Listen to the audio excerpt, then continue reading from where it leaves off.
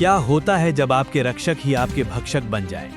31 अक्टूबर 1984 भारत की प्रधानमंत्री इंदिरा गांधी अपने घर से बाहर निकलती हैं, इस बात से बिल्कुल अनजान कि उनकी जिंदगी के बस कुछ आखिरी पल ही बचे हैं। ये वो सुबह थी जिसने भारत के इतिहास का रुख हमेशा के लिए मोड़ दिया। ये कहानी है एक प्रधानमंत्री की जिन्हें उनके ही अंगरक्षकों ने गोलियों से भून डाला, वही अंगरक्षक जिन पर वो शायद सबसे ज्यादा भरोसा करती थी। लेकिन ये सिर्फ एक हत्या की कहानी नहीं है, ये कहानी है भरोसे की, धोखे की, धर्म और सियासत की। और ये कहानी हमें उस सवाल पर लाकर खड़ा कर देती है जो आज भी कई लोगों के मन में उठता है, क्या इंदिरा गांधी की हत्या एक सोचा समझा विश्वासघात था या फिर अपने धर्म के अपमान का बदला।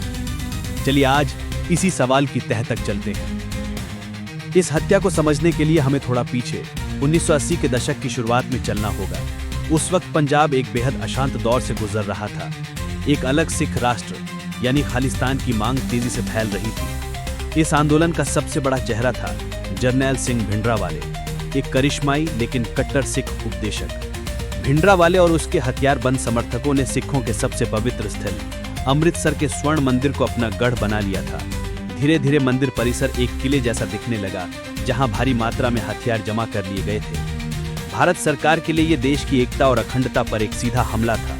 महीनों की बातचीत और चेतावनियों का जब कोई नतीजा नहीं निकला तो प्रधानमंत्री इंदिरा गांधी ने एक ऐसा फैसला लिया जिसने इतिहास बदल दिया। जून 1984 में उन्होंने भारतीय सेना को स्वर्ण मंदिर में घुसकर भिंडरावाले और उसके समर्थकों को बाहर निकालने का आदेश दिया।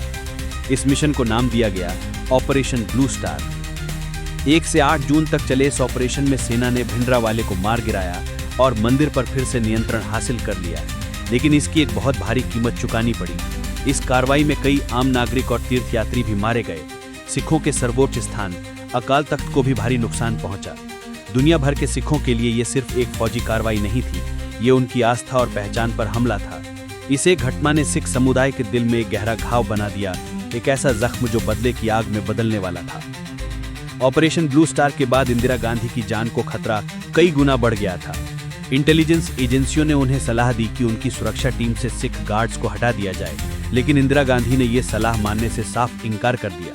उन्हें लगा कि ऐसा करने से देश में सिख विरोधी माहौल बनेगा और नफरत की खाई और भी गहरी हो जाएगी। लेकिन उनकी सुरक्षा में तैनात 2 लोगों के दिमाग में कुछ और ही पक रहा था।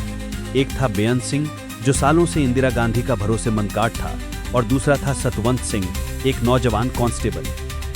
ऑपरेशन ब्लू स्टार ने बेअंत सिंह को अंदर तक हिला दिया था। वो इसे अपने धर्म का अपमान मानता था और उसके मन में बदले की आग जल रही थी। उसने सतवंत सिंह को भी इस बदले के लिए तैयार कर लिया। दोनों ने मिलकर एक खौफनाक प्लान बनाया।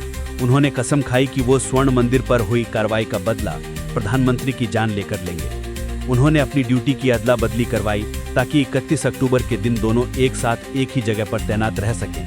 ये एक ऐसी साजिश थी जिसकी भनक किसी को नहीं लगी, एक ऐसा धोखा जो देश के दिल पर सबसे गहरा वार करने वाला था।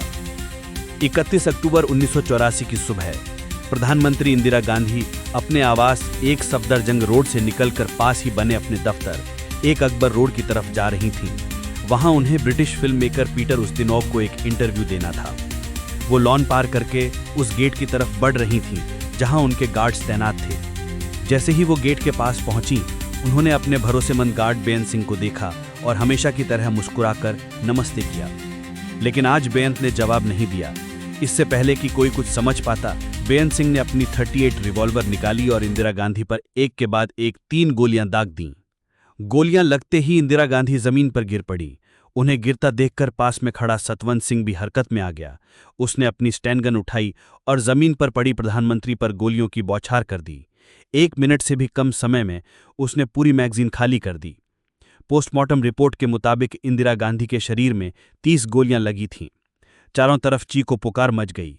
इंदिरा गांधी को तुरंत कार में डालकर एम्स अस्पताल ले जाया गया, लेकिन तब तक बहुत देर हो चुकी थी। दोपहर 2:20 पर उनकी मौत की आधिकारिक घोषणा कर दी गई। भारत ने अपनी आयरन लेडी को हमेशा के लिए खो दिया।